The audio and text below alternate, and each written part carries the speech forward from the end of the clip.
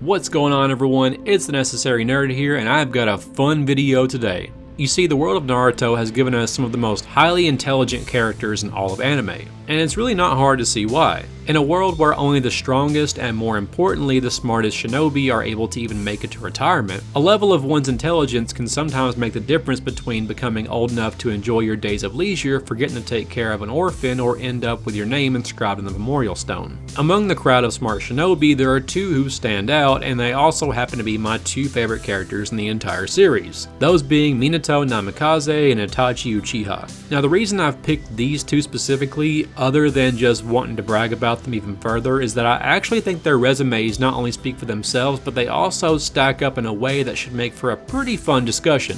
So with that being said, let's get into it. Now, when it comes to this debate, we're going to do this in three categories: book smarts, long-term planning, and their battle IQ. So right off the bat, Minato and Itachi were considered prodigies, or basically once-in-a-generation level shinobi. Let's start with Minato. He graduates the academy at around age 10, Chunin at around 12, and Jonin at 15. For reference, when the series starts, Naruto and Team 7 are around age 12. He also holds the record for the highest score ever on the written portion during the exams, a test that the majority of the K-12 generation deemed to be outright impossible. He also had one of the fastest times on record when it comes to the Forest of Death. Now we look at Itachi. He graduates from the academy at around 7, became a Chunin at around 10, and joined the Anbu at like 11, and I think he became an Anbu captain at around 13. He also has the second highest written score of all time, and was the record holder of the fastest time ever through the Forest of Death until Gaara showed up and shattered it by a pretty large margin. But it's important to remember that Itachi set the record at around 9 to 10 years old, and Gaara was around 13 years old. Itachi also did this alone, since shinobi were allowed to do the Forest of Death on their own in his time. Meanwhile, Gaara had Temari and Kankuro with him, as well as his 24/7 automatic sand defense. Now, even though some may argue that Kakashi is smarter because he rose through the ranks faster than either of them, it's important to remember that the Hidden Leaf has a track record of accelerating graduates during wartime. So yeah, both Minato and Itachi were exceptional when it comes to book smarts, but who's exactly smarter in this portion?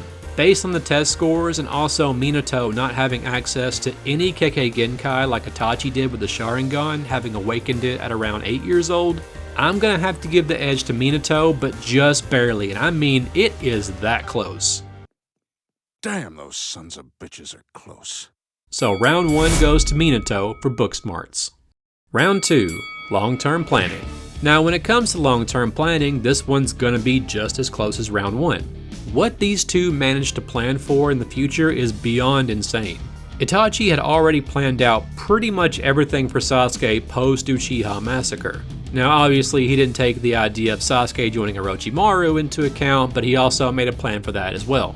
Your soul is mine. Not only did he have everything for Sasuke planned out, but he also had contingencies in place should he be resurrected.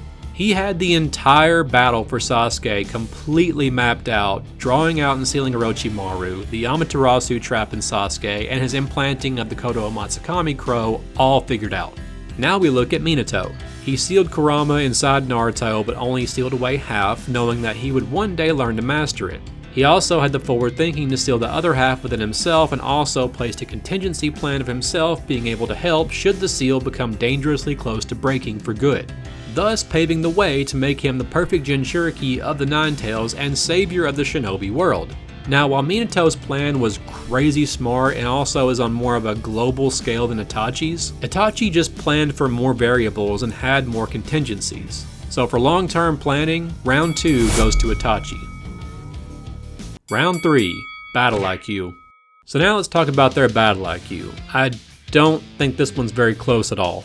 This is because there aren't that many examples of Itachi having to figure things out on the fly, while Minato has plenty of examples, and one that stands out as the biggest factor in this section. This whole round heavily favors Minato. Now, it's not because Itachi doesn't have a high battle IQ, because he totally does. It's just that the majority of Itachi's feats come from his prior knowledge/abilities and also an extremely vast understanding of most jutsu, including pretty much anything related to the Sharingan or Uchiha bloodline. He does have some very impressive things on his record, like figuring out Edo Nagato's abilities and quickly devising a plan to deal with Sage Kabuto's tricks. But that's mostly because of his own prior knowledge and prowess when it comes to dojutsu and genjutsu, those being his literal two specialties. The majority of the time, he was already prepared due to his overwhelming abilities. On the other hand, Minato won almost every fight we see him in by outsmarting his opponents. Do y'all understand that within like a split second, this man was almost hit by the Raikage, tossed up a kunai, teleported away, teleported back, dodged the attack from Killer Bee, tagged his tailed beast arm, all within like, less than a second or two? His battle IQ is absolutely next level, and there's no better example than his infamous fight against Obito. In fact, this fight may be the greatest or one of the greatest examples of battle IQ ever seen in anime. Within a span of just a few seconds, he figured out how Kamui worked, landed the first successful counter to it that we'd ever seen, tagged Obito, gave him a gut check with his kunai, and freed the Nine Tails from his control. To paraphrase a section from a Swag Kage and Set the Programmer video, Minato fighting Obito is like if you went to play the #1 Mortal Kombat player in the world with no idea of what that character does and having never played the game before, and then hard countering and defeating him after seeing him do an ability one time. I really don't think I need to explain this one any further. So for battle IQ, Minato Namikaze takes round 3 and the overall win.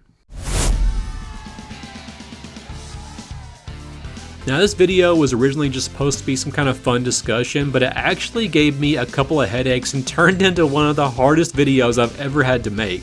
I love these characters so much, they are so well written and they are so intelligent that trying to create any kind of gap between the two was fucking hard, y'all.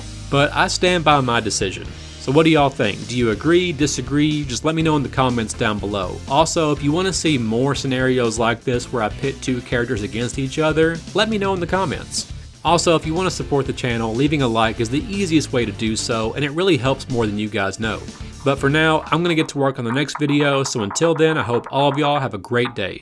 See ya!